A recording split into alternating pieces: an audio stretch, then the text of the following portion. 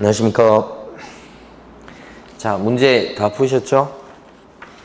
네, 정답과 함께 어느 부분이 틀렸는지 보도록 하겠습니다. 근데 그 전에 여러분 올려놓은 자료 중에서 얼마 전에 8월 말 정도에 개정된 내용이 있습니다. 개정됐다기보다는 이제 시행령과 시행규칙이니까요. 법이 바뀐 게 아니고 법을 조금 더 자세하게 이제 이렇게 시행령과 시행규칙에서 정한 게 있습니다. 그 내용들이 출제 가능성이 엄청 높으니까요. 자료를 보면서 정리해 보도록 하겠습니다. 먼저 오늘 풀어보는 문제보다 이게 훨씬 더 중요합니다. 먼저 이제 자료 보시면 일반 광고라고 되어 있고 거기 보면 광고하실 때 여러분들이 아시는 것처럼 거기 1번에 다이아몬드 표시된 거 있지 않습니까? 광고지에 들어가도록 되어 있는 것이 있었죠. 그걸 우리가 성명 이소연 이렇게 암기했던 겁니다. 그러니까 광고 전단지에는 성명이 들어가고요. 그 다음에 명칭이 들어가는 겁니다. 상호요. 그 다음에 소재지가 광고지에 들어가야 됩니다. 그 다음에 연락처, 전화번호가 들어가야 됩니다. 그런데 이번 법 개정을 통해서 여기 어떻게 바뀌었냐면 등록번호가 하나 추가됐습니다. 우리 중개업소 등록하는 거죠. 그러면 사무실마다 등록번호가 고유번호가 매겨집니다. 그 등록번호도 광고지에 들어가게 돼 있다. 등록번호가 추가됐기 때문에 우리가 지금까지는 성명 이소연 이렇게 암기했습니다만 앞으로는 성명 이소연 등 이렇게 이소연 등 이렇게 등자를 하나 더 집어넣어서 암기를 해두시고 등자가 뭐죠? 등록번호 요거 아셔야 되겠습니다. 그 다음에 이제 2번에 보시면 인터넷 광고인데 인터넷 광고할 때도 우리가 어떻게 했었냐면요. 인터넷 광고할 때 인터넷 광고 매체물에 들어갈 게 여기 성명 이소연 이렇게 돼 있잖아요. 근데 이제 지금은 이소연 등이라고 그랬습니다. 등록번호까지. 그래서 성명 이소연 인터넷 광고일 때는 자 일반 광고하고 마찬가지로 자 성명 이소연 등이 들어가고 플러스 그죠? 더 들어간 게 있다고 그랬죠? 그게 이제 소면 가격 등이라고 했었습니다. 소면 가격 등이 더 추가된다. 소재지, 면적, 물건의 가격 등등 이렇게 돼 있는데 요게 조금 더 구체화됐습니다. 그러니까 여기 나와 있는 요 암기는 우리가 소면 가격 등이라고 했는데 나머지 내용들이 암기할 정도 수준을 뛰어넘어서 내용이 많습니다. 네, 그래서 일단은 거기 나와 있는 내용 중에서 두 번째 당구장 표시 보시면 1번의 소재지, 2번의 면적, 3번의 가격 여기까지는 우리가 한 겁니다. 4번에 중개상물의 종류 나오죠. 소면, 가격 등 그러니까 등자요 들어가는 게 구체적으로 종류가 들어간다는 겁니다. 연립주택인지 빌라인지 이런 거요. 거래 행태가 들어갑니다. 거래 행태라고 되어 있습니다. 형태 또는 행태. 형태라고 되어 있죠. 그 거래 형태 이렇게 되면 매매냐, 임대차냐 이런 거 있지 않습니까? 매매로 내놓은 건지, 임대차로 내놓은 건지 등 그죠? 이게 거래 형태, 종류 이런 것들이 추가됐습니다. 그 다음에 이제 밑에 보시면 6번에 가보니 몇 층에 있는 물건이냐, 총층수라고 되어 있습니다. 그러니까 몇 층 건물이냐 이런 거죠. 총층수입니다. 그냥 층수가 아니고 총층수. 그러니까 매물 같은 거 내놓을 때 7층 건물인데 이렇게 그러니까 총층수 이렇게 되어 있습니다. 그 총층수를 광고지에 집어넣어야 되고 그 다음에 나번은 뭐냐면 준공일자입니다. 몇 년도에 지어진 건물이다. 준공일자. 그죠? 7층 건물이다. 그런데 언제 지어진 거냐면 7층 건물인데 2003년도에 지어졌다. 6월 10일 날 준공일자요. 그 밑에 가시면 이제 다번입니다. 다번에 가니까 방향, 건축물의 방향 나왔어요. 방향. 이걸 어떻게 다 암기할 겁니까, 여러분? 네, 나오긴 나올 텐데. 방향, 그 다음에 방의 개수, 방 개수. 그 다음에 또 뭐가 있냐면, 욕실의 개수, 욕실 개수.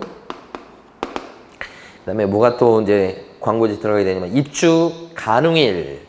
언제 입주할 수 있는지 입주 가능일. 이런 거. 그다음에 광고지에 또 들어갈 게 뭐가 있냐면 제일 끝에 있는 건 주차 대수. 주차 대수요. 주차 대수. 그다음에 제일 마지막 게 뭐가냐면 관리비 관련 내용이 들어가 있습니다. 관리비. 관리 얘기 안 해주고 그러면 안 되죠. 관리비도. 그러니까 이런 것들은 이제 광고지에 들어가야 되겠다. 되게 많잖아요. 일반적으로 광고 낼 때 건물이 어떤 건물인지, 그죠? 오피스텔인지, 연립주택인지 뭐 이런 거, 매매인지, 임대차인지 이런 거, 몇 층짜리 건물인지, 준공은 언제 되었는지, 방향은 남향인지 동향인지 이런 거, 방은 방 3개, 이렇게 욕실 2개. 아까 면적은 기본적으로 나왔었습니다. 그 다음에 입주 가능일은 언제라도 입주 가능, 그죠? 가능일은 뭐 이렇게 적으시면 되겠고. 그 다음에 주차 대수 한 집당 1대, 두 집당 1대, 한 집당 2대 이런 식으로. 관리비는 얼마 이렇게 이런 것들을 인터넷 광고할 때 그 인터넷 광고 매체물에 여기 들어가야 된다는 얘기죠. 광고할 때 그러니까 자세히 광고해라 이런 얘기죠. 이렇게. 그러니까 이게 광고와 관련해서 들어갈 게 일반 광고는 기본적으로 요건 꼭 들어가야 된다. 성명, 이소연 등. 근데 거기에다가 인터넷 광고는 요게 추가된다. 많이 읽어보시기 바랍니다. 자, 그 다음에 이제 또 넘어가셔서 이번에는 부당 광고 금지라고 나옵니다. 다음 페이지 가면. 이 부당 광고라고 하는 것도 시험에 반드시 나올 텐데, 부당한 광고다. 그러니까 요게 지금 요것을 위반했을 때는 요거 위반하면 100만 원 이하의 과태료입니다. 빼먹으면. 형식상으로 들어갈 게 안 들어갔다고 봐서 요 정도는 내용이 아니기 때문에 100과인데, 이건 부당 광고는 이제 허위 광고라든지 잘못된, 내용이 잘못된 광고 얘기합니다. 그래서 부당 광고에 들어가는 것 3가지 많이 얘기했습니다, 우리가. 그래서 3번에 1번 보시면 존재하지 않아서 실제로 거래할 수 없는 중개상물에 대한 표시 광고. 이게 허위 매물 광고라고 그랬습니다. 우리끼리는 허위 매물 광고다. 이렇게. 그 다음에 2번은 가격 등 내용을 사실과 다르게 거짓으로 표시 광고했다. 이걸 거짓 광고다. 우리끼리 그렇게 얘기했고요. 줄여서 하나 더 있죠. 사실을 과장되게 표시 광고했다. 표시 광고라고 되어 있습니다. 그러니까 이게 지금 과장 광고죠. 자, 이런 것들이 다 걸리는 건데, 여기서 지금 3번에 보시면 그 밖에 하면서 질서를 해치거나 의뢰인의 피해를 줄 우려가 있는 것으로서 대통령령이 정하는 광고라고 되어 있으니까 기타 규정이에요. 3번이. 요게 1번, 요게 2번 두 개 있죠. 3번 기타인데 여기에 들어가는 것을 이제 법을 만들어서 정한 겁니다. 그래서 우리는 3가지라 딱 했었는데 여기 추가되는 게 밑에 다이아 모드 표시되어 있는 거 있어요. 거기 3가지가 뭐냐면 1번 존재하지만 실제로 중개 대상이 될 수 없는 중개상물에 대한 표시 광고. 중개 대상물이 될 수 없는 거예요. 존재는 하는데. 근데 요거 특징은 뭐냐면 존재를 합니다. 아까 위에는 존재하지 않는 것을 갖다 광고했던 거죠. 근데 이건 존재하는데 중개상물 될 수 없는 것을 광고를 했다. 이거죠. 두 번째도 마찬가지입니다. 존재해요. 이것도. 있긴 있는데 이번에 보면 중개할 의사가 없어요. 의사가 없습니다. 중개하고자 하는 의사가 없습니다. 그냥 올려놓기만 한 겁니다. 그러니까 미끼 매물 같은 거죠. 요런 거고. 그 다음에 3번째는 3번에 보면 입지 조건, 생활 여건, 그 다음에 가격 및 거래 조건 등 중개상물의 선택에 중요한 영향을 미칠 수 있는 사실을 빼먹거나 은폐, 축소 등의 방법으로 소비자를 속이는 표시 광고 이렇게 돼 있잖아요. 그러니까 거래상 중요 사항에 대해서 자, 빼먹거나 그랬죠. 누락이라고 볼 수 있어요. 누락. 그 다음에 은폐. 그 다음에 축소. 이런 것들. 이런 행태가 바로 이제 이런 부당 광고에 들어갑니다. 이렇게. 빼먹거나 아니면 은폐시키거나 아니면 축소하거나 이런 거. 이런 행태들. 이건 존재하는데 그런 것들이죠. 그러니까 이거 합쳐서 다 부당 광고가 되니까 이거 위반했을 때는 500만 원 이하의 과태료죠. 내용 자체가 문제이기 때문에 500과 이렇게 되는 거죠. 이게. 그래서 광고와 관련해서 크게 형식이 문제가 있는 것들. 광고에 대해서는 이번에 시험에 무조건 한 문제라고 보시면 돼요. 철저히 해두셔야 됩니다. 오늘 나눠드린 것이 한 문제 이상의 가치가 있어요. 이거 하시고, 그 다음에 이제 모니터링 얘기가 나옵니다. 이게 전부 다 광고죠? 광고와 관련해서 모니터링 얘기가 있어요, 또. 지금 실무적으로 현장에서 지금 광고에 대해서 지금 논란이 많습니다. 단속하겠다고 그러고요. 그래서 또 거기 광고와 관련해서 특징이 뭐냐면 모니터링을 해야 단속할 거 아닙니까? 모니터링 할 수 있는 사람이 국토교통부 장관이라고 하는 걸 아실 거예요. 옛날부터 있던 거고요. 4번에 보면 첫 줄에 국토교통부 장관은 둘째 줄에 뭐라고 되어 있냐면 모니터링 할 수 있다 이렇게 되어 있어요. 모니터링 할 수 있는 사람이 국장이라고 하는 것이 중요한 거예요. 그 다음에 이제 거기 보면 동그라미 2번에 두째 줄에 보시면 관련 자료의 제출을 요구할 수 있다. 좀 밑줄 그어두시고 자료 제출 요구할 수 있어요. 누가요? 국장이 모니터링 한답시고요. 누구한테 자료 제출 요구하죠? 국장이 모니터링 하기 위해서 누구한테요? 통신 서비스 제공자예요. 통신 서비스 제공자한테 자료 제출 요구할 수 있다. 통신 서비스 제공자. 이렇게 KT 같은 데 얘기합니다. 그 다음에 동그라미 3번에 보시면 둘째 줄 끄트머리. 여러분은 다 읽어보셔야 돼요. 시간관계생자가 생략하는 거니까. 둘째 줄 끄트머리 가면 필요한 조치를 요구할 수 있다. 그렇게 되어 있습니다. 그래서 여기 가만히 보면 할 수 있는 게 자료 제출 요구를 할 수 있고, 그 다음에 3번에서는 뭐냐면 필요한 조치를 요구할 수 있어요. 이건 자료 제출 요구고요. 그 다음에 두 번째는 뭐냐면 조치를 요구한다. 조치할 수 있도록 한다는 거죠. 이건 자료 내보라는 거고, 이것은 조치를 요구하는 겁니다. 국장이 여기다가요. 통신 서비스 제공자가 이거 같은 거 만약에 거부하거나 안 하거나 그랬을 때는 뭐예요? 위반하면 500과입니다. 이것도. 그래서 통신 제출 안 하면 500과 이렇게 했었죠. 그거고. 여기는 이제 우리가 배운 거예요. 근데 동그라미 4번에 보면 국장은 모니터링 업무를 갖다가 대통령령으로 정한 기관에 위탁할 수 있다. 이렇게 되어 있습니다. 그러니까 여기도 보면 기관에 위탁할 수 있다고 되어 있어요. 국장이 이런 모니터링 업무를 국장이 직접 안 하고 어떤 기관에 뭐예요? 위탁할 수 있다. 이렇게 되어 있어요. 위탁. 근데 그 기관이 어디냐? 요게 이제 이번에 만들어진 거예요. 기관에 위탁하는데 기관에 어디에 위탁할 수 있는가? 이 네 군데가 나와요. 그래서 지금 단계에서는 여기까지 나오기는 좀 그럴 것 같은데요. 출제 가능성이 상대로 조금 낮은 부분입니다. 당구장 다이아몬드 표시 보시면 1번, 2번, 3번, 4번 있죠? 그래서 거기 1번은 끝줄에 공공기관 밑줄 그어두시고, 2번은 끝에 정부 출연기관, 공공기관, 정부 출연기관 요거고, 3번에 보시면 3번 첫 줄에 끄트머리 가시면 뒷부분에 가시면 비영리법인으로서 인터넷 표시광고 또는 표시광고 모니터링 또는 인터넷 광고 시장의 감시와 관련된 업무를 수행하는 법인이다. 이렇게. 그러니까 모니터링 업무 또는 감시 업무를 업으로 하는 그런 법인이라는 얘기입니다. 거기에다가 위탁할 수 있다는 뜻이고, 그 다음에 4번은 그 밖에 인터넷 표시광고 또는 모니터링 업무 수행에 필요한 전문 인력이나 전담 조직, 동그라미 쳐주세요. 전문 인력이나 전담 조직을 갖췄다고 국장이 인정하는 기관이나 단체입니다.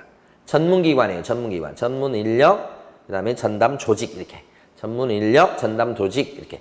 거기 네 군데도 위탁할 수 있다고 돼 있다는 건데, 이건 상대로 출제 가능성이 좀 낮은 부분 그렇게 보고요. 그 다음에 이제 마지막 다이아몬드 표시 보면 위탁했죠. 그럼 위탁했다고 고시하도록 돼 있다는 거죠. 알리게 돼 있어요. 널리. 고시. 동그라미 쳐두시고. 이건 한 번쯤 보시면 될 것 같고요. 지금까지 이제 다음 페이지 가시면 이제 마지막 하나 더. 요 위탁했을 때 관련해서 여기 이제 모니터링 업무와 관련해서 예산 지원을 할 수 있다고 되어 있습니다. 다음 페이지 보면 나오죠. 예산을 지원할 수 있다. 이렇게 예산 지원 이렇게. 네. 예산 지원할 수 있다, 고시해야 된다 이런 것들 위탁할 때 그렇다는 얘기죠. 위탁 기간은 네 군데가 있어요. 이거 세부적으로 뭐 나올 것 같지는 않아요. 네, 한번 보시면 될 것 같고, 그 다음에 이제 마지막 10조에 3이 나와 있습니다. 이게 이제 여기 출제 가능성이 있는 게 있어요. 이 모니터링과 관련해서요 두 개로 나뉩니다. 기본 모니터링이 있고 기본, 그 다음에 수시 모니터링이 있고, 그래. 두 가지로 나뉩니다. 이게 모니터링 자체가.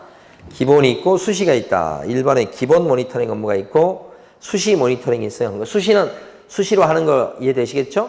기본 모니터링에서는 중요한 게 시험 출제가리가 이겁니다. 기본이라고 하는 것은 분기별로 합니다. 분기별로. 분기별로 한다는 얘기는 3달에 한 번씩 모니터링 한다는 얘기입니다. 그러니까 기본 계획서에 따라 분기별로 실시한다 이렇게 돼 있잖아. 분기별로. 3달에 한 번이죠. 요것이 기본 모니터링은 분기별로. 수시는 수시니까 별 의미가 없어요. 이 기본 모니터링이 1년에 한 번씩 연 1회 이렇게 생각하시면 안 돼요. 그렇게 하면 틀려요. 분기별입니다. 요거 제일 중요합니다. 이 부분에서는. 그 다음에 이제 밑에 동그라미 2번에 보시면 둘째 줄에요. 계획서를 국장에게 제출한다. 이 표현이 나옵니다. 계획서 내는 게 나와요. 계획서 동그라미. 누구한테 제출한다고요? 국장에게요. 그때 1번에 보면 기본 모니터링 업무는 언제까지 계획서를 내는 거예요? 이거는 계획서 내는 겁니다. 1번에 두 줄을 보면 12월 31일까지 1년에 한 번 냅니다. 계획서는. 그래서 11월 31일이고 2번 수시 모니터링은 뭐 수시로 할 때니까 그 할 때마다 내는 거겠죠. 그 할 때 계획서를 내는 겁니다. 그러니까 뭐 이것은 뭐 별 문제 없습니다. 그러니까 계획서 얘기 나오면 1년에 한 번 계획서를 낸다는 얘기입니다. 그래서 기본 모니터링을 갖다가 언제까지 계획서를 내면 12월 31일까지 모니터링 계획서를 갖다가 국장에 제출하도록 되어 있습니다. 요거하고 요거 혼동하시면 안 돼요. 모니터링 업무는 분기별로 한 번씩 하는 거고요. 분기별로 하는 거고 계획서는 1년에 한 번 내는 겁니다. 언제까지요? 12월 31일까지 요거요. 주의해서 보시고 그 다음에 밑에 동그라미 3번에 1번, 2번 또 있죠. 밑줄 그어져 있어요. 제가 그럼 밑줄 그어놨어요. 기본 모니터링 업무는 분기의 마지막 날부터 30일 내에 어떻게 해요? 보고서 내는 겁니다. 이게 보고서 얘기가 나옵니다. 결과물. 이 보고서는 분기별로 모니터링 하기 때문에 분기가 종료할 때부터 언제까지요? 30일. 분기 종료일로부터 30일 이내에 보고서 내는 겁니다. 보고서는 30일 내에 제출 이렇게 되죠. 숫자들이 나오기 때문에 보셔야 돼요. 이건 계획서 얘기입니다. 이건 보고서입니다. 보고서. 결과 보고서. 근데 이제 만약에 수시 모니터링 같은 경우는 요게 모니터링 하고서 요건 15일 이내 보고서를 내도록 되어 있습니다. 이게 15일입니다. 계획서하고 보고서가 달라요. 그래서 볼 때는 제가 볼 때는 모니터링 자체가 두 개가 있고 계획서 내는 거, 보고서 내는 거. 그다음에 요 시기. 요건 수시로 하는 거죠. 이런 것들을 잘 비교해서 알아두시면 돼요. 여기가 조금 출제 가능성이 좀 높아 보여요. 이쪽보다는. 네. 자, 그래서 지금 광고에 대해서 했죠. 광고 한 문제입니다. 바뀐 거 위주로 출제가 될 겁니다. 이거요. 그래서 꼭 해두시고.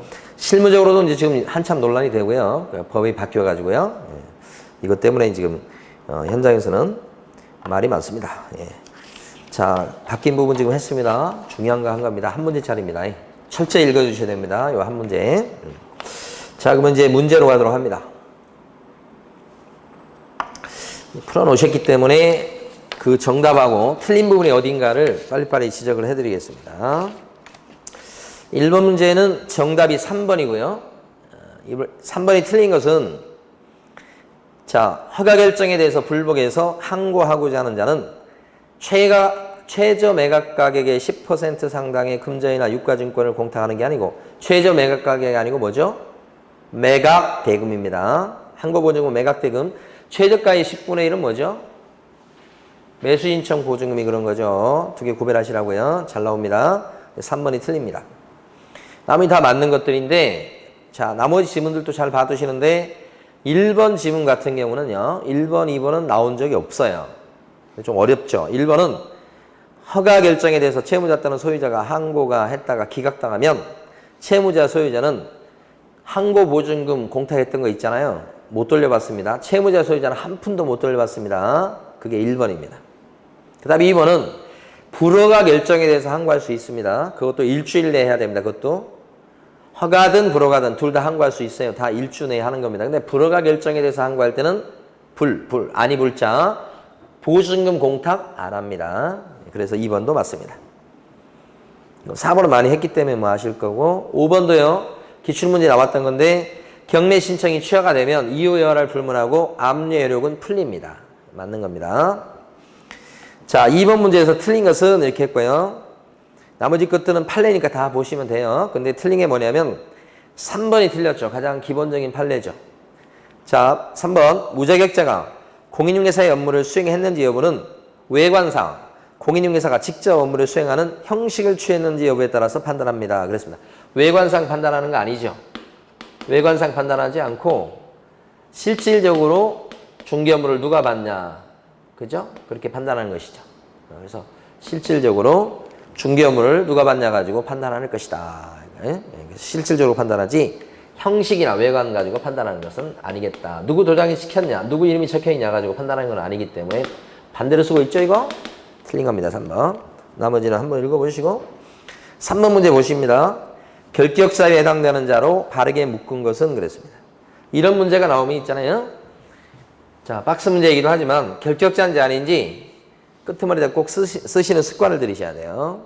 교육본에 보면 형법 위반으로 징역 1년에 집행유예 2년을 선고받고 2년이 안 지났습니다. 집행유예 받은 사람은 집행유예 기간 동안 결격자죠? 그럼 2년 지났어요? 안 지났어요? 안 지났죠? 그러면 여전히 결격자입니다. 이렇게 쓰시라고요. 자, 니은번. 피한정 후견 개시결정을 받아서 개공인데 피한정 후견 개시결정을 받아서 등록이 잘렸어요. 그러면 등록 취소가 됐습니다만은 요 사람이 보니까 피한정 후견 개시결정 받았던 원인이 없어져서 종료결정을 받았대요. 그러면 하여간 뭐 등록이 잘렸던 어쨌든 관계없이 종료결정을 받으면 결격사에서 빠진 거예요. 그러니까 이 사람은 1년이 또 지났어요. 1년 안 지나도 하루만 지나도 종료결정 받고 하루만 지나도 결격자가 아닙니다. 이건 종료결정이라는 얘기가 나오잖아요. 종료 심판 또는 종료결정 뭐 결격자가 아니다. 하루 지났든 1년 지났든 상관없어요. 아닙니다. 무조건. 자, 이번엔 디귿번 갑니다. 니은번까지 봤죠? 폐업하고 1년 있다가 재등록한 개공인데 폐업전 위반행위 때문에 등록이 잘린 겁니다. 폐업전 위반행위 때문에 등록 취소가 되면 원래 3년간 결격자인데 결격사의 기간을 따질 때 폐업기간 빼주죠. 폐업기간 얼마였던 거예요? 1년이었던 거죠. 그러면 이 사람이 결격사유가 2년인데 지금 여기 2년 지났다고 돼 있죠? 그러면 이건 결격자가 아닌 겁니다. 지났으니까 2년 경과니까요. 아닙니다. 이렇게 되고. 자, 리을번 갑니다, 이제. 중개사법 위반으로 300만 원의 벌금을 선고받고 중삼벌이죠. 이 사람 결격자입니다. 얼마 동안요? 3년이죠. 3년. 3년 동안 결격자인데 이 사람 3년 지났습니까? 안 지났죠. 그러면 현재는 뭐예요? 결격자 이렇게 됩니다. 중삼벌요. 중삼벌. 3년 안 지났습니다. 3년 안 지났기 때문에 결격자입니다. 이렇게 되죠. 결격자인 사람이 요 기억번하고 끝에 있는 리을번 두 개죠. 정답 4번입니다. 자, 그 다음에 4번 문제입니다. 과태료 연결입니다. 정답은 4번이 맞는 말이고요. 1번부터 틀린 곳을 한 번씩 봐봐요. 1번은 자격증을 게시하지 않았다. 개공이요. 자격증을 걸어두지 않으면 어떤 제재를 받습니까? 100만 원 이하의 과태료죠. 거기까지 액수 맞고요. 요건 개공이 걸어둘 걸 안 걸어뒀기 때문에 누가 과태료 물릴까요? 개업공인중개사 얘기니까 등록관청이겠죠? 시도의사가 틀렸죠? 자격증을 반납 안 했을 때는 반납 안 했다고 시도의사가 과태료 물립니다. 반납 안 한 것은. 자격증 안 걸어놨을 때는 누가 과태료 물려요? 등록관청입니다. 1번 주의하시고 2번은 연수교 안 받은 거니까 500과 많이 하시는 거죠? 그때는 연수교 안 받은 거에 대해서 누가 과태료 물려요? 등록관청 아니고 시도지사죠. 3번은요. 표시광고에 사무소 명칭을 명시하지 않았다. 그러면 이건 광고할 때 여기 지금 지워버렸네. 광고할 때 뭐예요? 이름이나 명칭 빼먹은 거죠. 그럼 백과죠. 백과. 일단 액수가 틀렸습니다. 백과예요. 그리고 표시광고를 할 때 그 명칭을 빼먹은 거에 대해서는 누가 과태료 물려요? 개공이 광고할 때 잘못한 거니까. 등록관청이죠. 시도의사도 틀려먹었죠. 3번 두 군데 틀린 겁니다. 500과가 아니고 100과. 뭐 빼놓았을 때는 100과입니다. 내용이 거짓일 때는요. 500과고요. 그러니까 이것은 두 군데 틀렸습니다. 100과고 등록관청으로 바꾸셔야 되고 두 군데를 고쳐야 되겠습니다. 4번은 맞죠, 이건? 뭐 설명드릴 거 없고. 5번은 거짓으로 광고했다. 요게 500과죠. 응? 했던 거 500과. 근데 누가 물리죠? 개공 광고 문제니까 등록관청입니다. 그건 맞고 액수가 틀렸네요. 5번은 5번 문제 정답은 3번이고요. 여기서 1번부터 좀 보면 자격증을 땄습니다. 근데 등록은 안 했어요. 그러면 공인중개사이긴 하죠. 근데 개업 공인중개사인 건 아니죠. 아시겠죠? 그래서 5번은 또 이게 1번은 맞는 얘기. 2번 법인인 개업 공인중개사의 소속 공인중개사는 개업 공인중개사의 중개 업무를 보조할 수 있다 이렇게 돼 있잖아요. 소공도 보조 업무 할 수 있잖아요. 그러니까 맞는 얘기입니다. 물론 중개 업무도 할 수 있죠. 근데 보조 업무도 할 수 있다. 어때요? 맞는 얘기죠. 그 다음에 3번 외국법에 따라 자격을 취득한 자도 공인중개사법에서 정의하는 공인중개사라 본다. 아니죠. 공인중개사는 우리나라 법에 따라서 자격증을 땄을 때 공인중개사라고 하는 거 아닙니까? 외국법은 안 쳐주죠. 외국 자격증은 안 쳐줘요. 요게 틀린 거죠. 자, 4번 중개계약이 체결되었는데도 중개보수를 받지 않은 것은 개업 공인중개사가 스스로 권리를 포기한 것이기 때문에 중개사법 위반으로 볼 수가 없다. 복비 안 받는 것이 법 위반입니까? 아니죠. 법 위반을 볼 수가 없다. 많이 받는 게 법 위반이죠. 자, 5번 공인중개사로서 개업 공인중개사에 고용돼서 그의 중개 업무를 보조하는 자도 소공입니다. 자, 개공에 고용돼 있어요. 근데 자격증이 있습니까? 공인중개사로서 자격증이 있다는 얘기죠. 그러면 어디에 들어갑니까? 소공에 들어가죠. 맞는 얘기죠? 네. 자, 6번입니다. 분사무소 설치에 관련된 설명 중 틀린 것은 다 맞고요. 2번이 틀렸죠. 설치 신고하고자 할 때는 책임자뿐만 아니라 분사무소 소속 공인중개사의 실무교육 이수증 사본도 제출해야 된다. 이 분사무소 설치 신고할 때 실무교육 수료증 사본은 누구 것만 냅니까요? 책임자 것만 내죠. 책임자가 아닌 소공의 실무교육 수료증 사본은 낼 필요가 없습니다. 그죠? 그래서 2번 틀린 겁니다. 이거랑 분사무소의 책임자가 아닌 소공은 그런데 실무교육을 받아야 됩니까요? 받아야 되는 거죠. 그거하고 혼동하시면 안 돼요. 실무교육을 받긴 받는데 서류 구비서로 낼 것은 소속 공인중개사의 실무교육 수료증 사본은 아니다 이거죠. 잘 구별해 두셔야 되고요. 자, 7번 갑니다. 옳은 것은 했습니다. 손해배상 그 다음에 보증금 청구 이 관련된 문제입니다. 그래서 1번 손해배상금으로 공탁금을 지급한 공탁기관은 개업 공인중개사에게 구상권을 행사할 수 있다 그랬습니다. 자, 원래 보증기관은 보증금 지급했을 때 구상권을 행사할 수 있어요. 공개사업자인 협회도 구상권 행사할 수 있어요. 근데 공탁기관만큼은 안 됩니다. 왜 그래요? 공탁한 돈이 누구 돈이에요? 개업 공인중개사의 돈입니다. 그래서 이것은 행사할 수 없다고 봐야 됩니다. 구상권. 1번 X입니다. 주의하셔야 돼요. 2번 개업 공인중개사의 고의로 인한 당사자의 재산상 손해에 대해서 보증기관은 보증금을 지급할 책임이 없다라고 돼 있잖아요. 어때요? 고의로 사고 내도 보증기관은 지급할 책임이 있는 거죠? 물어주게 돼 있어요. 이것도 틀렸고. 3번 개업 공인중개사는 당사자의 재산상 손해 전부에 대해서 손해배상 책임이 있다 그랬습니다. 이 개공은 손해배상 전부에 대해서 손해 난 거 전부에 대해서 배상 책임이 있는 거죠? 다른 게 잘 몰라도 3번 오면 3번의 정답인 거죠. 4번 당사자가 보증기관에 지급 청구하기 위해서 등록관청에 확인을 받으셔야 되겠다 그랬잖아요. 그런 거 없어요. 바로 보증기관에 서류만 들고 가면 됩니다. 무슨 판결문 사본, 손해배상 합의서 이런 것만 들고 가면 보증기관은 주게 돼 있어요. 그 다음에 5번 분사무소 거래 행위가 중개사고 발생의 경우에 거래 행위로 중개사고가 발생했을 때 법인인 개업 공인중개사의 보증기관은 1억 원 범위 내에서 지급 책임이 있다. 분사무소에서 사고지만 1억 범위 내에서 지급 책임이 있다 그러면 안 되고 중개법인 전체의 설정 금액 한도 내에서 지급 책임이 있습니다. 누구요? 중개법인의 보증기관은 그렇다는 얘기입니다. 분사무소 몫으로 1억을 추가했다고 해서 1억 한도 내에서만 지급 책임이 있는 게 아니라는 뜻입니다. 지금 보증기관 그래요. 자, 그래서 이것도 틀린 얘기가 되겠습니다. 법인, 중개법인 전체의 설정금액 한도 내에서 지급 책임이 있다. 이렇게 하셔야 돼요. 8번 갑니다. 8번 문제의 핵심은 공장이에요. 공장.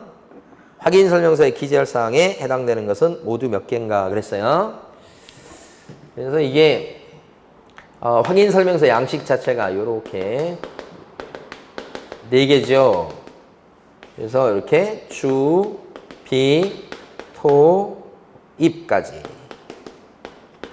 주거용, 비주거용, 토지, 입광공, 주, 비, 토, 입 이렇게 4가지 암기하셔야 돼요.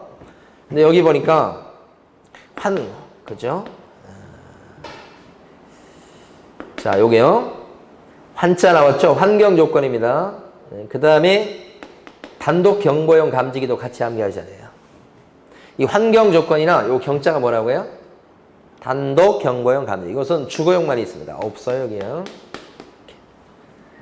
그 다음에 비선호시설이라는 게 있죠. 비선호시설. 비선호시설은 비요. 오다가, 오늘 또 비 오는데, 오다가 말다가. 지금 다시 쳇변 났다가 다시 또 어두워지고 있네요. 비가 오다가 말다가, 오다가 말다가, 이렇게. 그죠?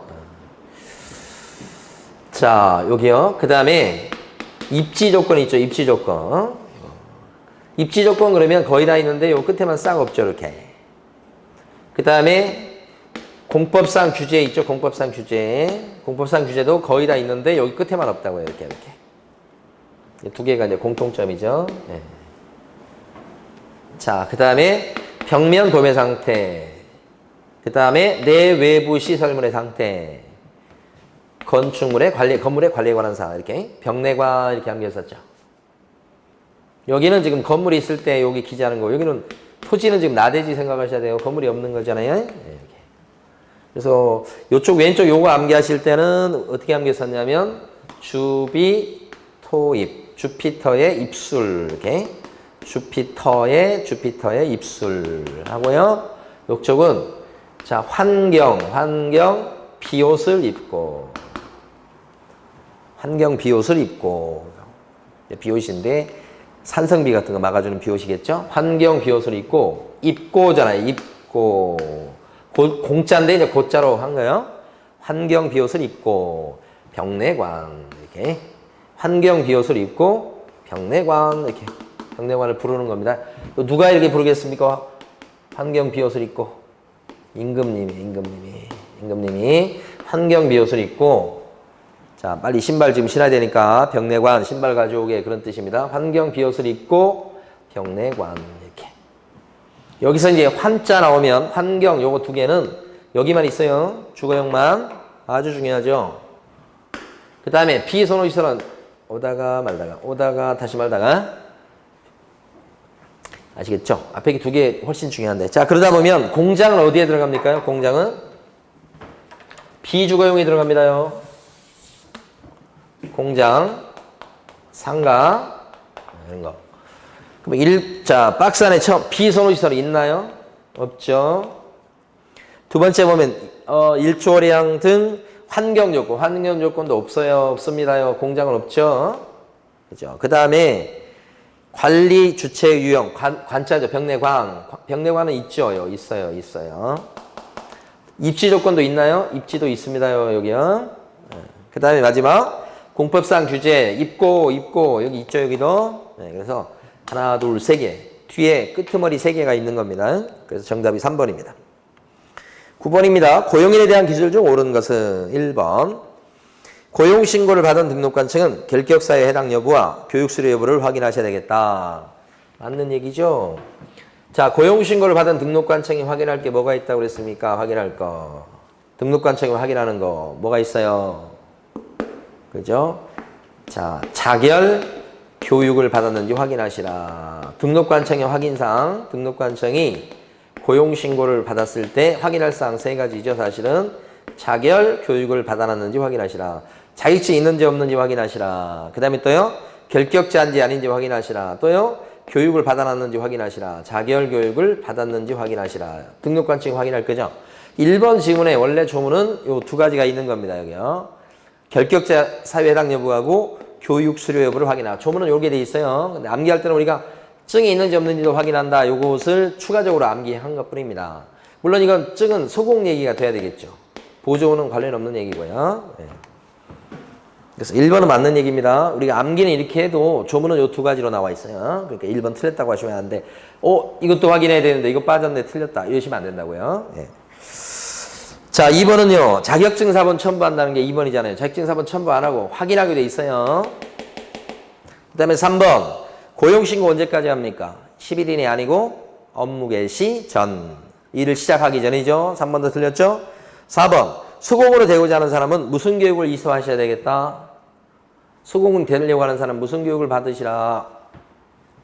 실무교육입니다. 직무교육 아니고. 5번. 고용신고는 전자문서로 할 수 있나요? 할 수 있죠. 그래서 5번도 틀렸죠? 자, 10번입니다. 복비계산 문제네요, 여기요. 그런데 보니까 상가입니다. 중개상 물건을 먼저 확인하셔야 돼요. 상가고, 밑에 보니까 그 조건이 어떻게 되어 있냐면, 500에 월세 30짜리입니다. 거기 나와 있는 뭐 관리비라든지 권리금은 아무 상관없습니다. 아무리 상가지만. 그래서 이게 500에 얼마짜리예요? 보증금 500에 적은 건 모양인데요. 월세 30만 원이에요. 월세 곱하기 100을 해서 환산해 주는데 이게 3천이죠. 저기 500 따져 3,500인데 이게 합친 금액이 5천만 원 안 됐죠. 다시 계산합니다. 다시 계산하시면 70으로 다시 계산한다는 거 아니에요? 7, 3, 21, 2,100만 원 나왔고 거기다가 500을 더합니다. 합산금액이 3,500이 아니고 얼마입니까? 2,600이죠? 2,600 곱하기 이제 이게 됐어요. 지금 이게 상가기 때문에 임대차지만 0.9가 적용되죠. 뭐 9, 6, 54, 23만 4천 원이죠. 이렇게. 이게 한도액이 있습니까? 원래부터 한도액은 없는 겁니다. 원래부터 이게 상가는 그죠? 원래부터 한도액 개념 자체가 없죠. 요게 일방한테 받을 수 있는 복비가 23만 4천 원이래요. 자, 문제에서 묻는 건 일방을 물어봤습니까? 쌍방 총액을 물어봤습니까요? 임대인에게 받을 수 있는 데 있죠. 임대인 문제에서. 그러면 한쪽을 물어본 겁니다. 한쪽. 그러면 23만 4천 원이 정답 3번이죠. 3번 가시겠습니다. 틀린 것은 이렇게 했고요. 자, 다 맞는 얘기들입니다. 근데 이제 그 중에서 기출문제를 약간 조금 바꾼 건데 4번이 틀렸죠. 전속 중개계약 체결하고 나서 을이 공개해야 될 정보 공개할 내용이 있죠.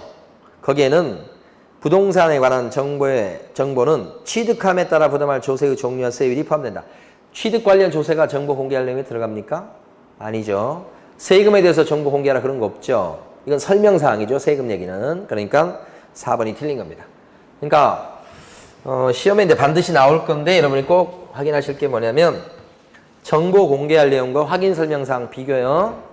자, 정보 공개할 내용은 여러분들이 정인, 지임 이렇게 암기했고 확인 설명사항에서는 확, 수, 취조 이렇게 했었습니다. 정보 공개할 내용에서 주의할 것 두 군데죠. 인이 뭐죠? 인적사항 공개에서는 안 된다. 공시가 공개해야 되죠. 다만 임대차는 공시가를 공개하지 않을 수도 있다. 이 얘기죠 지금. 확자는 뭐죠? 확인 설명사항이에요. 확인 설명사항에 뭐가 들어갑니까? 중개, 보수, 복비 들어가죠. 취득 관련 조세 들어가죠. 지금 요거 나왔잖아요. 이 취득 관련 조세는 정보 공개할 내용에는 안 들어가는 겁니다. 이거.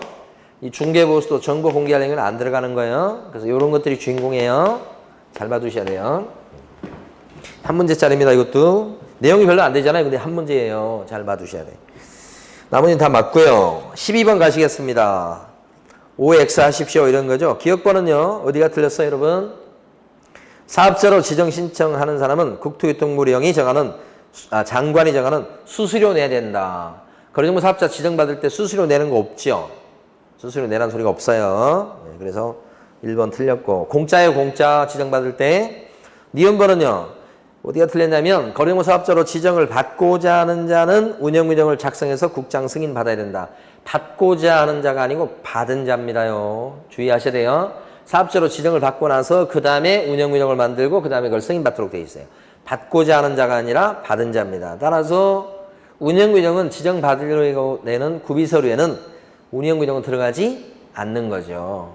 지정받고 나서 그 다음에 운영규정을 만드니까요. 그럼 구비서류에도 관련돼 있고 이건 뭐 말장난 같은 거지만 주의하셔야 돼요. 받고자 하는 자가 아니고 뭐라고요? 받은 자. 자, 디귿번입니다. 법인인 개업 공인인사는 거래정보 사업자로 지정을 받을 수 없다라고 돼 있잖아요. 어때요? 법인인 개업 공인인사는 거래정보 사업자로 지정받을 수 없다. 왜 그러죠? 이거 맞는 건데. 14조 때문이죠. 14조에 나와 있는 법인 업무에는 거래정보망을 설치 운영하는 업무가 없잖아요. 부동산 정보 제공 업무가 없잖아요. 그러니까 다른 법인은 다 거래정보 사업자로 지정받을 수 있다고 쳐도 중개법인은 안 된다. 왜 그래요? 14조 때문이다. 그렇죠? 그래서 XXO니까 정답이 2번입니다. 그 다음에 13번요. 13번은 우리 암기했던 건데요. 확인 설명할 때 매도 또는 임대 의뢰인에게 요구할 수 있는 사항에 해당되는 것으로 바르게 묶인 것은 그렇습니다. 요구할 수 있다고 돼 있잖아요. 요구할 수 있다 이렇게. 이게 바로 이제 상태에 관한 자료 요구. 그 요구할 수 있는 거 네 가지인데 우리 어떻게 암기했었어요? 요구할 수 있다 이렇게. 요구할 수 있다는 거요. 그래서 이게 확인 설명서 항목으로 보면 세부 확인 사항 쪽에 들어가죠. 여기 네 가지가 있다고 그랬죠. 그 네 가지가 바로 실내 벽이 환해요. 이렇게. 요새 실내 벽이 환해요. 이거 요구할 수 있는 거 네 가지요. 실제 권리 관계 또는 공시되지 아니한 물건의 권리에 관한 사항. 그다음 내 외부 시설물의 상태. 그렇죠? 그다음에 벽면 도배 상태. 이 내 외부 시설물의 상태는 막 수도, 전기, 가스, 소방, 난방, 승강기 뭐 되게 많죠. 이렇게. 환자는 뭐죠? 환경 조건. 꼭 암기해 두셔야 됩니다. 여기 나와 있는 이 기억번이 내 외부 시설물의 상태 이거고요. 니은번은 여기 안 들어가죠. 이거 니은번은 요구할 수 없어요. 디귿번은 벽은 들어가죠. 벽 도배 상태 들어갑니다. 리을번 공법상 규제는 또 여기 없죠. 마지막에 나와 있는 환경 요건은 또 들어가죠. 네, 그래서 정답이 4번입니다. 14번요. 계약서 작성에 관련된 설명 중 틀린 것은 이렇게 있고 이건 나머지 거는 뭐 설명드릴 필요가 없을 것 같고요. 4번에서 보면 계약서의 필수기재사항 꼭 암기해 두셔야 돼요, 여러분. 필수기재사항에는 거기 나와 있는 중개보수는 없어요. 어떻게 해요? 거래계약서에 필요적 기사항 뭐가 있습니까? 암기를 했었죠. 계약서를 쓰고 권인표 조교는 계약일에 인도 금덩어리를 받았다. 이렇게요. 계약서의 필수기재사항. 권자가 뭐죠? 권리 이전의 내용. 인자는요? 당사자의 인적사항, 주소, 성명, 주민등록번호 뭐 이런 거요. 표는요? 물건의 표시. 조는요? 조건 기한이 있을 때 조건 기한. 이거 조세 아니라고 그랬습니다. 교자는 뭐죠? 이거 제일 잘 나오는 거. 확인 설명서의 교부 일자입니다. 그 계약서에 적도록 돼 있고. 확인 설명서 준 날짜요. 그 다음에 계약일은 뭐 아실 거고. 인도는 뭐죠? 물건의 인도 일시입니다. 물건의 인도 일시. 이산 날짜를 얘기하고요. 금자는 뭐죠? 요것도 이제 그 두 번째 중에 하나요. 합의된 거래 금액도 적고요. 거기는 계약 금액도 적고 계약금도 나옵니다. 이게요. 그 다음에 그 지급일자 이렇게 되죠. 그 다음에 기타 약정사항 해서 이렇게까지 하면 총 9가지 이렇게. 여기 거래계약서 필요기사항에 조세 이런 거 없잖아요. 또 뭣도 없습니까? 가만히 보면 계약서에다가 복비 같은 거 적는 거 아니죠. 복비 이거 아니죠. 이 두 개는 아까 확인 설명서에 적는 겁니다. 확인 설명사항에 들어갔던 거잖아요. 두 개. 근데 확인 설명서도 기재하죠. 계약서 적는 게 아니고. 4번 틀리고요. 또 하나 이제 볼 것은 5번 조금 보셔야 돼요. 5번. 계약서를 5년간 보존하는 건 다 아실 거죠. 보존 안 하면 어떤 제재를 받던가요? 업무정지입니다. 계약서 5년간 보존할 걸 보존 안 했다. 업무정지 사유. 이렇게 등록 취소까지 가진 않아요. 자, 그 다음에요. 15번입니다. 틀린 것은 했습니다. 1번 거래 대상 부동산의 종류가 건축물일 때는 건축법 시행령에 따른 용도별 건축물의 종류를 적어줍니다. 건축물의 종류 적어줄 때 이거 부동산 거래 신고사항입니다. 건축물의 종류를 건축법 시행령에 나와 있는 용도별로 그 체크해서 기재하게 돼 있다는 거죠. 그 다음에 2번 공급계약은 그저 거래 신고할 때 토건 공지할 때 그 공급계약 얘기하는 겁니다. 공급계약은 시행사 또는 건축주 등이 최초로 부동산을 공급하는 계약을 말하며 준공 전이냐 준공 후냐 그래서 선분양이냐 또는 후분양이냐 그런 얘기 하는 겁니다. 거기에 체크 표시한다 이런 뜻이죠. 그 다음에 3번 총 실제 거래 가격란에는 둘 이상의 부동산을 함께 거래할 때 각각의 부동산별 각각의 물건별 거래 가격을 적습니다. 총인데요. 이거 틀렸잖아요, 여러분. 총 실제 거래 가격 그러면 두 개 이상의 부동산을 함께 거래할 적에는 각각의 물건별 거래 금액에 무슨 금액을 적죠? 합친 금액, 합계 금액을 적는다고 나와야 됩니다. 앞에가 총이 오면요. 뒤에가 뭐가 와야 돼요? 합친 금액이라는 뜻이 와야 됩니다. 합계. 거기에 빠져서 틀린 거고요. 4번 외국인일 때는 국적 반드시 적어야 되죠. 국적 외국 사람일 때는. 그래서 4번도 맞고요. 5번 공급계약이나 전매계약의 경우 물건별 거래 가격과 총 실제 거래 가격 난에는 부가가치세를 포함한 금액을 적습니다. 그랬잖아요. 그래서 이게 보면 실거래가 신고하도록 되어 있는 거 가만히 보면 실거래가 신고하도록 되어 있는 게 토, 건, 공지 플러스 매매일 때 실거래가 신고하도록 되어 있죠. 토지, 건축물, 요게 공급계약, 그 다음에 요게 지위. 요 네 가지에 대해서 매매했을 때 실거래가 신고하는 거잖아요. 그래서 여기 지금 공급계약이나 지위는 금액 적어줄 때는 부가세 포함된 금액을 적습니다. 부가세 포함. 밑에가 뚱뚱하니까 밑에는 부가세 포함이고 토건은요. 부가세 제외. 요 세모로 딱 기억을 하셔야 됩니다. 이거. 자, 그래서 이제 5번도 포함이라고 했으니까 맞습니다. 5번 같은 것도 잘 나옵니다. 자, 16번입니다. 16번. 당사자가 자, 17번까지 하고 이제 쉬도록 할 건데요. 조정 대상 지역에 5억 원 주택이라고 나옵니다. 그럼 이제 부동산 거래 신고 사항을 물어보고 있는 건데 출제 가능성이 높은 겁니다. 조정 대상 지역이다 그러면 투기과열지구처럼 3억 이상 주택이다 그렇게 되면 그때는 부동산 거래 신고 사항에서 자금 조달 계획과 입주 계획이 추가됩니다. 이렇게 자금 조달 계획과 입주 계획이 추가된다 이렇게 하는 거죠. 그래서 이제 부동산 거래 신고사항 암기를 해보면 이래요. 자, 부인들이 절에 오는 날에는 실제로 중이 좋아합니다. 그런데 이게 조계사 입구에 적혀 있다고 해요. 이 문구가 이렇게. 요 부동산에 대한 거죠. 부동산의 소재, 지번, 뭐 소재지, 면적, 종류 뭐 쭉 나오고, 그러니까 부동산의 소재, 지번, 지목, 뭐 면적, 종류도 나오고 두 개입니다. 이게 부동산에 관련된 물적사항. 그 다음에 인자는 인적사항이겠죠. 당사자 인적사항. 날짜는요. 날일. 일자 들어간 거 세 가지입니다. 여기가 이제 보면 계약일도 있고요. 중도금 날짜도 들어가고요. 그 다음에 또 뭐 또 있어요? 잔금 지급일도 들어갑니다. 계약일, 중도금 지급일, 잔금날, 날일자요. 그 다음에 이게 실거래가입니다. 실제 거래 가격. 여기는 무조건 필수 신고사항이에요. 끝에 있는 요 중이 좋아한다. 이것은 있을 때만 적어주는 거죠. 그렇죠. 있을 때만. 그래서 여기 보면 중자가 뭐냐면 중개사, 개업공인중개사가 중간에 껴있을 때 중개사의 인적사항과 등록사항, 사무실.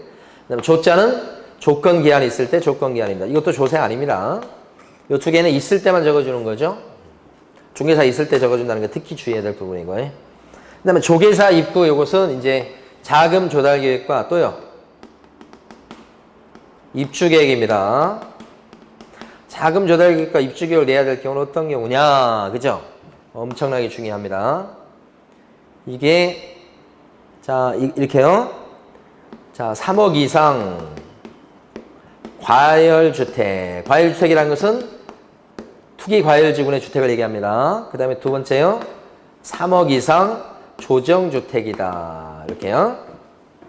조정대상 지역요. 지금 문제가 요걸 물어본 거죠. 3억 이상 과열주택. 3억 이상 조정주택. 그 다음에 그냥 6억 이상 주택이에요. 비규제 지역에도 괜찮아요. 그러니까 이건 6억 이상 주택입니다. 이건 비규제 지역을 얘기하는 거예요. 실질적으로는. 이 말이 안 나왔으니까. 그러니까 비규제 지역에 들어가더라도 그 실거래가가 6억 이상이면 자금 조달 계획과 입주 계획서를 내야 된다. 이런 얘기입니다. 3억 이상 과열주택, 3억 이상 조정주택, 6억 이상 주택 이렇게. 비규제 주택이죠.